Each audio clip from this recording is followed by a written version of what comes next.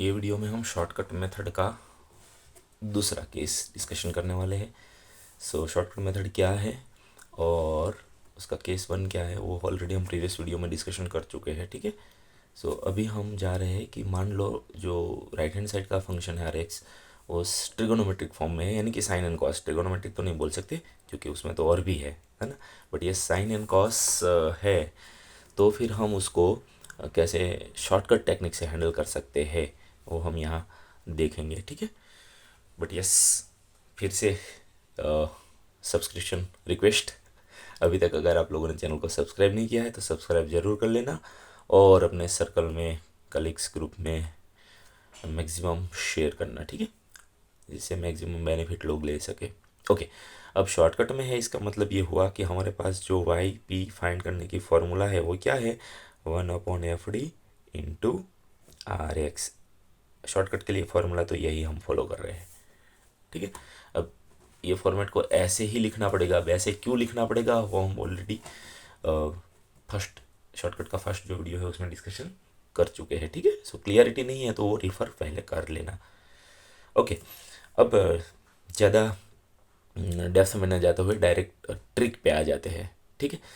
Obviously हमारा अब I P क्या हो जाएगा, 1/f/d। अब एफ डी क्या है वो तो एग्जाम्पल सॉल्व करेंगे तब पता चलेगा। बट एक बात आपको बता दूं कि हम हायर ऑर्डर के लिए वाई पी फाइंड कर रहे हैं ना। हायर ऑर्डर डिफरेंशियल इक्वेशन का मतलब ही यही होता है कि एक से ज़्यादा टाइम हमें डिफरेंशिएशन लिया होगा डिफरेंशियल इक्वेशन में। ओके, तो इसलिए यहाँ जस्ट डी तो बस लिख रहे हैं, अदरवाइज कहीं ना कहीं आपको डी स्क्वायर भी मिलेगा क्योंकि डबल डेरिवेटिव भी होगा, वैसे तो ट्रिपल भी होगा, है ना। तो डी स्क्वायर ये यहाँ ये मैं बता रहा हूँ कि एफ डी में मिनिमम कहीं ना कहीं एक जगह तो आपको डी स्क्वायर दिखाई देगा। ठीक है। अब मैं ये क्यों बता रहा हूँ, क्योंकि यहाँ पीछे जो फंक्शन है वो हमारा मान लेते हैं कि साइन ए एक्स प्लस बी है। अब हम टेक्निक देख रहे हैं साइन के लिए, बट साइन हो या कॉस हो टेक्निक सेम ही है, इसीलिए मैं साइन लिख रहा हूँ। अदरवाइज कॉस है तो भी टेक्निक में कोई चेंज नहीं है, यही आएगा। ठीक है। अब टेक्निक क्या है वो देख ले हैं, क्योंकि अब साइन एंड कोसाइन ये स्पेशल कैटेगरी के फंक्शंस हैं। हाँ, इसको हम वीआईपी फंक्शन बोलेंगे, है ना। साइन एंड कोसाइंस कैसे फंक्शन है, वीआईपी फंक्शन है। अब वीआईपी की तो स्पेशल ट्रीटमेंट चाहिए, है ना। नॉर्मल जैसे ट्रीटमेंट दे रहे हैं उससे थोड़ा तो अलग ट्रीटमेंट देना पड़ता है हमें, है ना। तो जैसा फर्स्ट केस में हमने देखा, जस्ट डी की जगह हम ए को रिप्लेस कर देते थे, काम हो जाता था। बट यहाँ साइन कोसाइन स्पेशल है थोड़े फंक्शंस, तो जस्ट डी की जगह तो हम ये रिप्लेस नहीं कर सकते, है ना। तो टेक्निक ये है कि डी स्क्वायर की जगह ये रिप्लेस करना पड़ेगा। किसकी जगह, मैं यहाँ लिख देता हूँ, put D square equal to A minus of A square. हाँ, माइनस ऑफ ए स्क्वायर। हमें क्या करना पड़ेगा, पहले स्क्वायर कर दो फिर माइनस साइन लगानी है। अगर माइनस पहले लगा दोगे बाद में स्क्वायर करोगे तो पॉजिटिव ही होगा। हाँ, पहले स्क्वायर कर देना है, बाद में नेगेटिव साइन अप्लाई करनी है। ठीक है। ऑब्वियसली टेक्निक तो वही है, ये हम यहाँ से निकालेंगे। साइन के एंगल में एक्स के साथ जो भी होगा वो होगा हमारा ए, उसका स्क्वायर करके यहाँ रिप्लेस करेंगे। मैं यहाँ बता देता हूँ, ये यहाँ से निकाल के हम यहाँ फॉरवर्ड करेंगे, बट क्या, माइनस ए स्क्वायर। यहाँ से ए निकालेंगे, स्क्वायर करेंगे, नेगेटिव साइन अप्लाई करेंगे, फिर जहाँ डी स्क्वायर दिखे उसकी जगह ये अप्लाई कर देंगे। ठीक है। तो जैसे प्रीवियस वीडियो में हमने बताया था कि भाई एफ ऑफ डी स्क्वायर है तो ऑपरेटर है, बट जब हम वैल्यू रिप्लेस करते हैं तो फिर वो ऑपरेटर नहीं रहता। ठीक है। यहाँ तो मैंने लिख दिया इसलिए इक्वल टू, इसके बाद में चलो यहाँ लिख देता हूँ। ठीक है। 1/f ऑफ, अभी डी स्क्वायर की जगह हमने क्या रख दिया, माइनस ए स्क्वायर इंटू साइन ए एक्स प्लस बी हो गया हमारा answer. But yes, F of minus A square zero नहीं होना चाहिए, ये कंडीशन है, क्योंकि ज़ीरो हो गया तो डिनोमीटर ज़ीरो, इनवैलिड टर्म नहीं कर सकते। क्वेश्चन फिर से आएगा कि अगर ज़ीरो हो गया तो कोई बात नहीं, टेक्निक तो वही है, एक्स से मल्टीप्लाई करो और डेरिवेटिव में यही ट्रीटमेंट दो। एफ का डेरिवेटिव दो, फिर डी स्क्वायर की जगह माइनस ए स्क्वायर रखो। समझ रहे हो। चलो डेरिवेटिव भी ज़ीरो हुआ तो, वैसे तो नहीं होना चाहिए बट ज़ीरो हुआ तो, है ना, ज़ीरो हुआ तो फिर से एक्स स्क्वायर से मल्टीप्लाई करो, डबल डेरिवेटिव में वैल्यू रखो। ठीक है, तो वो तो नया नहीं है, as per case one previous video में हमने देखा वैसा ही है। बट एक चीज़ जो आपको ध्यान में रखनी है वो यही रखनी है कि डी स्क्वायर है तो ही हम ये रिप्लेसमेंट दे सकते हैं, डी है तो नहीं। ठीक है, तो क्वेश्चन ये होगा कि भाई डी आ गया तो इसको कैसे ट्रीट करेंगे, है ना, डी में कुछ नहीं कर सकते, डी स्क्वायर में ही दे सकते हैं।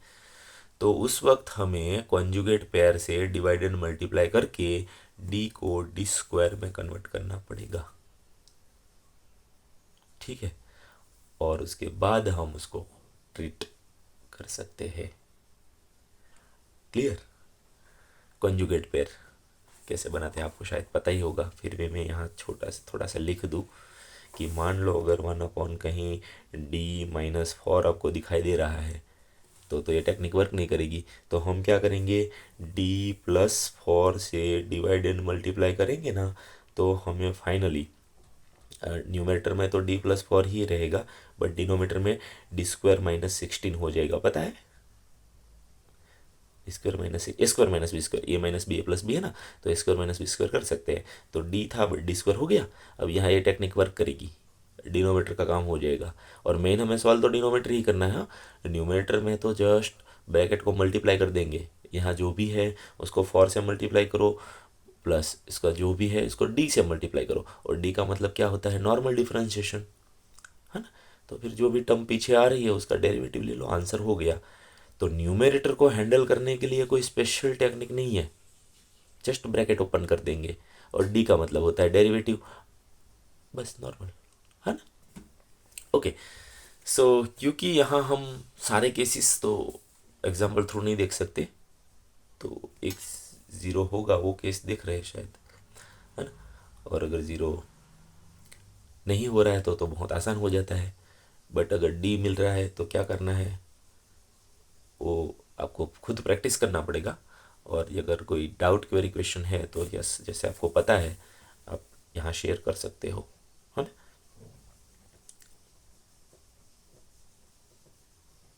यस, ओके, अब चलो जाते हैं एग्जाम्पल पे। यही चीज़ हम एग्जाम्पल थ्रू देख लेते हैं। सो मान लो एग्जाम्पल है solve d-1 the whole square d² + 1 of y। मैं डायरेक्ट को कॉम्पैक्ट फॉर्म ही लिख रहा हूँ, इसका सिंप्लीफाइड फॉर्म भी हो सकता है, बट यहाँ तक तो हमें जाना ही पड़ेगा। प्रीवियस वीडियो में हम ऑलरेडी डिस्कशन कर चुके हैं, है ना, वो प्रोसेस के साथ e⁻x + sin² x/2। मान लो ये डिफरेंशियल इक्वेशन हमें सॉल्व करना है।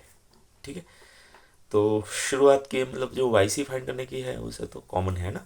सो सबसे पहले हम क्या करेंगे, d है वहाँ m रखेंगे, यानी कि m-1 the whole square m² + 1 = 0। ठीक है, अब क्या है, दोनों को ज़ीरो कर दो।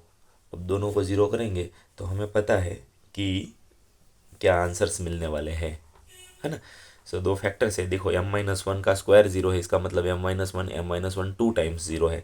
सो m = 1 and 1, दो फैक्टर यहाँ से मिलेंगे। हाँ, और m² + 1 0 कर दो तो m² = क्या हो जाता है, -1, है ना। सो m क्या हो जाएगा, प्लस और माइनस अंडर रूट, मैं जस्ट यहाँ लिख देता हूँ। अगर m² + 1 0 करते हैं तो m² = -1 और m = प्लस और minus under root -1, but under root -1 को i लिखते हैं, हाँ, तो प्लस और माइनस i। ठीक है, ओके, सो यहाँ से प्लस और minus i। Okay, so finally we have 4 roots, 1 1 plus i and minus i, इसको बोलते हैं कॉम्प्लेक्स रूट। हाँ, तो इसको हम कंपेयर करेंगे अल्फ़ा प्लस और माइनस i बीटा के साथ। सो अल्फ़ा यहाँ 0 है और बीटा यहाँ 1 है, i के साथ कुछ नहीं है तो 1 तो होगा। ठीक है, तो उसके हिसाब से अपने yc लिखेंगे। तो चलो yc पहले लिख देते हैं। सो वाई सी क्या हो जाएगा, देखो ये 1 1 रिपीट हो रहा है, इसलिए केस नंबर 2 के हिसाब से हमारा वाई सी हो जाता है C1 + C2x e⁻1x।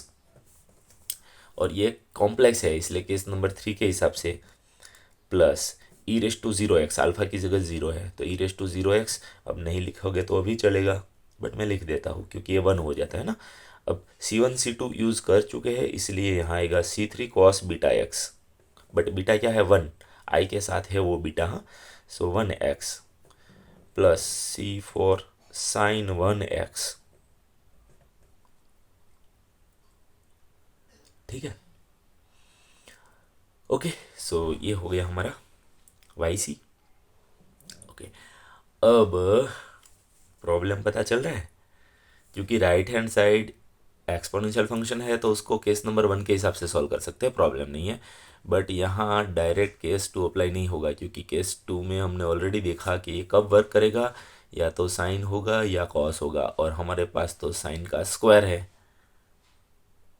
तो कुछ भी करके हमें पहले स्क्वायर को रिमूव करना पड़ेगा, है ना।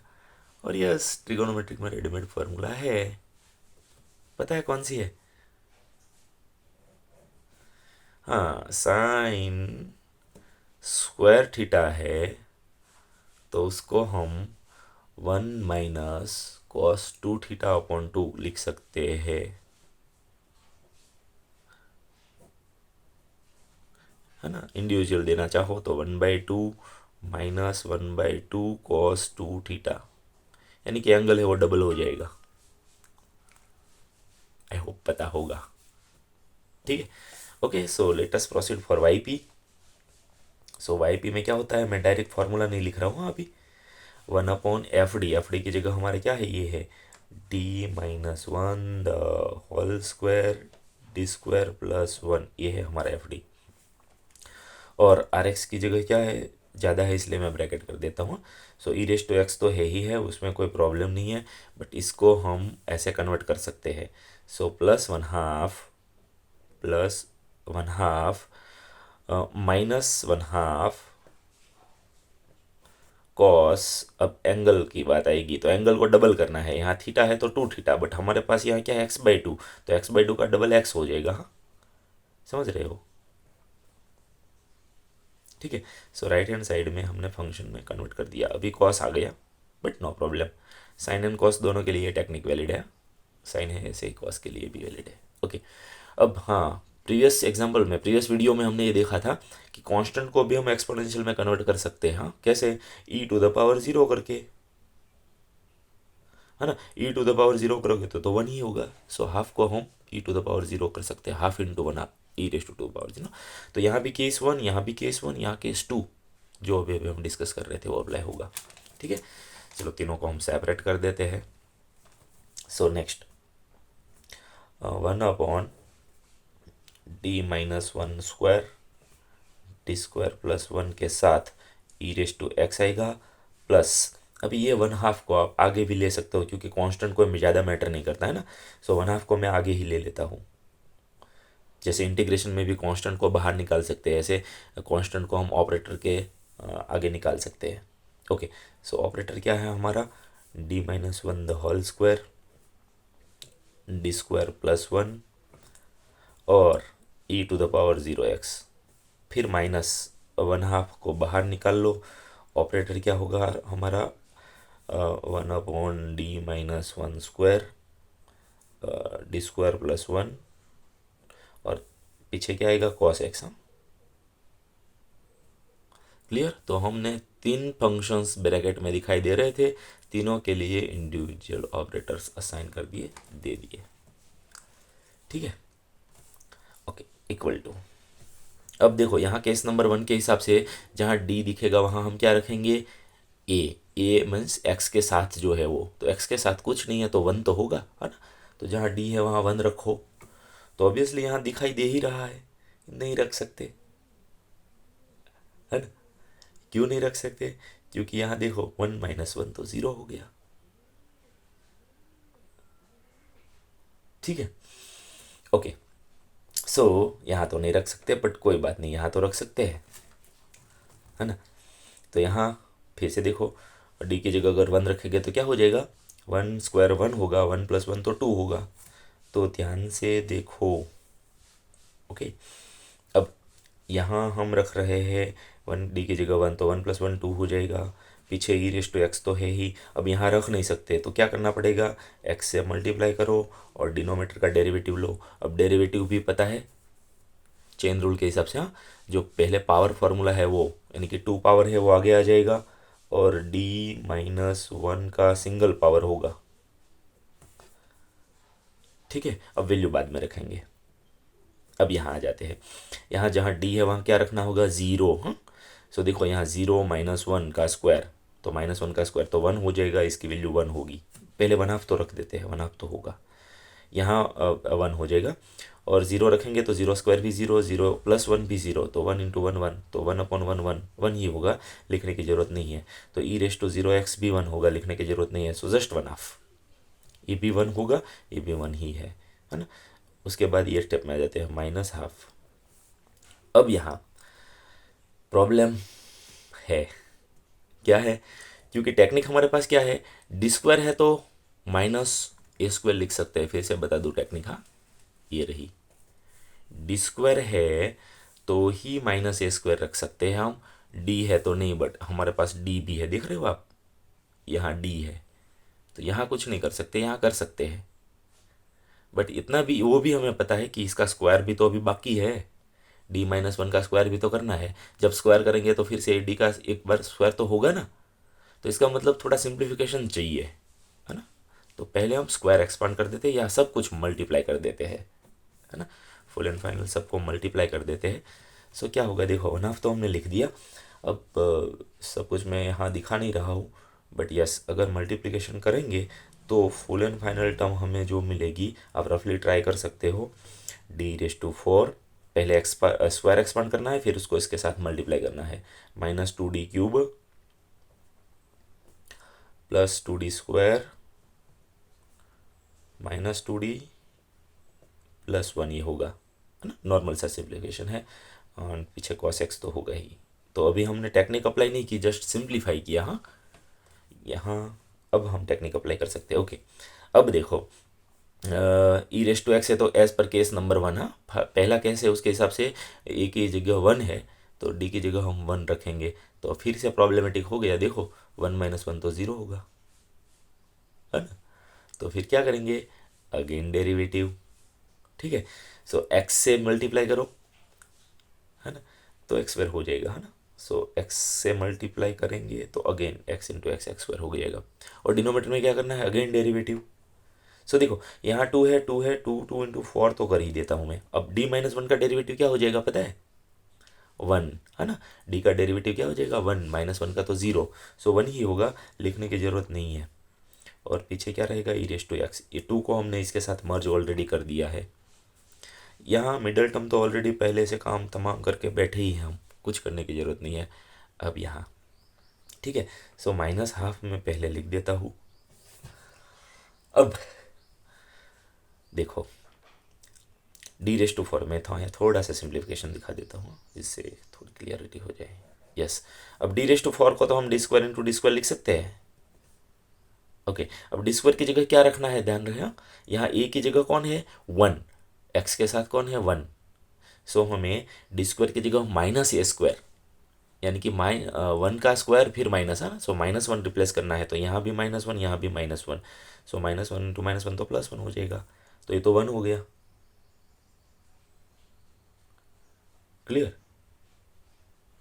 ओके, ठीक है, चलो पहले मैं वैल्यू रख ही देता हूँ साथ में। ओके, सो -1 × -1 ये तो हो गया 1 - 2। अब d³ है, इसको हम d² × d तो लिख सकते हैं, है ना, तो d² की जगह क्या होगा, -1, d तो ऐसे ही रहेगा, तो यहाँ -d लिख सकते हैं, d³ की जगह क्या लिख सकते हैं, -d, है ना, तो यहाँ -d होगा, बट आगे माइनस साइन है इसलिए +d हो जाएगा, तो +2d हो जाएगा। क्लियर, अब d² की जगह, अरे हाँ, 0 तो चेक नहीं कर रहे, डायरेक्ट वैल्यू रख रहे हैं, ये मीनिंगलेस है, पहले आपको सब में वैल्यू रख के देखना पड़ेगा ना। फाइनल ये जो काम वर्क हम कर रहे हैं वो रफली करना होगा, मीन बाद में हम यहाँ रखेंगे, अदरवाइज हो सकता है ज़ीरो हो गया तो ये पूरा रफ करना पड़ेगा, है ना। तो जो भी वैल्यू रख रहे हैं वो पहले रफली करना होगा। अब क्योंकि रफली मेरे पास जगह कम है, सो मैं यहाँ बता रहा हूँ, ठीक है। सो यस, पहले 1 + 2d था, ओके 2d था, यहाँ रख दिया था। अब डी स्क्वायर की जगह -1 रखेंगे, ये -2 हो जाएगा। फिर यहाँ तो रख नहीं सकते, सो ये -2d होगा और +1, तो देख सकते हो +2d -2d कैंसिल, और -2 है ना, ये +1 +1 +2 हो जाएगा, और -2 के साथ कैंसिल, सब कुछ कैंसिल, यानी कि ज़ीरो हो रहा है। अब ज़ीरो हो रहा है तो वैल्यू नहीं रख सकते, हाँ ठीक है ना। सो इसलिए डायरेक्ट वैल्यू नहीं रखनी है, थोड़ा रफ वर्क कर लेना है तो आइडिया आ जाएगा ज़ीरो होगा या नहीं होगा। सो यहाँ ज़ीरो हो रहा है तो टेक्निक क्या है, x से मल्टीप्लाई करो और यहाँ डिफ्रेंशिएशन करो, ठीक है। सो d⁴ का क्या हो जाएगा, 4d³ -2 तो 2 रहेगा, d³ का क्या होगा, 3d², so 3 × 2 6d² plus 2 as it is d² का 2d, सो +4d, -2d का -2 ही होगा, ओके। और इंटू जगह कम है but yes into cos x लिख देते हैं, पीछे जो फंक्शन है वो तो वही रहेगा, हाँ ओके। अब हम आगे जा रहे हैं, बट यस यहाँ आपको देखना है, ये कैलकुलेशन थोड़ा रफली करना है। डायरेक्ट रखोगे तो हो सकता है स्टेप को कैंसिल करना पड़े और वर्क बहुत गंदा दिखेगा फिर, हाँ इसलिए पहले रफली वैल्यू रखना है, ओके ओके। सो इसका तो हो गया था ना, x² / 4 e⁻x, x² / 4 e⁻x, middle term का भी हो गया था 1/2। अब इसका बाकी है, सो 1/2 एज इट इज़। अभी अगेन फिर से रफली थोड़ा कर लेते हैं इसका, है ना। सो यस अभी अभी देखा था d³ है तो हम क्या रख सकते हैं, d³ की जगह -d, है ना। सो यहाँ -4d होगा, सो मैं रफली लिख लेता हूँ, यहाँ -4d हो रहा है, ओके। फिर d² की जगह -1, है ना, सो --+6 हो जाएगा। फिर d की जगह तो कुछ नहीं रख सकते, सो +4d ही रखना पड़ेगा, और -2, ठीक है। तो ये +4d -4d कट जाएगा, बस 6 - 2 4 होगा इसका आंसर, तो ज़ीरो तो नहीं हो रहा है, ठीक है। सो यस x/4 आंसर होगा, x/4। बट याद रहे अगर ज़ीरो हो जाता है तो अगेन डेरिवेटिव और x से मल्टीप्लाई करेंगे, यानी कि x² हो जाएगा, ठीक है। और बाद में अगर d बचता है तो कॉन्जुगेट पेयर से डिवाइड एंड मल्टीप्लाई करके d² बनाना पड़ेगा, उसके बाद आप आगे सिंप्लीफाई कर सकते हो, बट यहाँ इसकी ज़रूरत नहीं है, cos x, ठीक है। बस तो अब तो हो गया, है ना। सो इसका आंसर, ये टर्म का सिंप्लीफिकेशन हुआ x² / 4 e⁻x, इसका सिंप्लीफिकेशन हुआ हाफ, इसका सिंप्लीफिकेशन हुआ 4 × 2 8 कर देते हैं, सो -x/8 cos x। सो ये हुआ हमारा फुल एंड फाइनल YP। और अब जैसे कि हमें पता है जनरल सॉल्यूशन लिखने के लिए क्या करना होगा, दोनों का addition. So general solution y = क्या मिलेगा, YC + YP। अब YC हमारा क्या था, ये रहा C1 + C2x e⁻x, C1 + C2x e⁻x। अब e⁻0x को 1 ही होता है, लिखने की जरूरत नहीं है, so direct plus C3 cos x plus C4 sin x, और उसके बाद YP। अब जगह कम है इसलिए मैं यहाँ लिख रहा हूँ plus x² / 4 e⁻x plus 1/2 -x/8 cos x। ये है गिवन डिफरेंशियल इक्वेशन का सॉल्यूशन, आंसर किसका, इक्वेशन फिर से दिखा देता हूँ, यस ये d-1² into d² + 1y = e⁻x plus sin² x/2, ये होगा इसका सॉल्यूशन, यस ये, ठीक है। अब चलो इक्वेशन सॉल्व तो कर दिया, बट इसका मीनिंग क्या हुआ वो तो नहीं पता ना, ठीक है। बट फिलहाल ये अगर डिस्कशन करेंगे वीडियो ज़्यादा लॉन्ग हो जाएगा, सो अभी नहीं डिस्कस करना, पहले मेथड्स देख लेते हैं, लास्ट में देखेंगे कि ये सब कर क्यों रहे हैं, इसका मीनिंग क्या है, जियोमेट्रिकल एप्लीकेशन क्या है ना, फिजिकल इंटरप्रिटेशन क्या है, बाद में देखेंगे। ओके, सो यस, फिर से चैनल को अभी तक सब्सक्राइब नहीं किया है तो सब्सक्राइब जरूर कर लेना, और मिलते हैं नेक्स्ट वीडियो में केस नंबर 3 के साथ।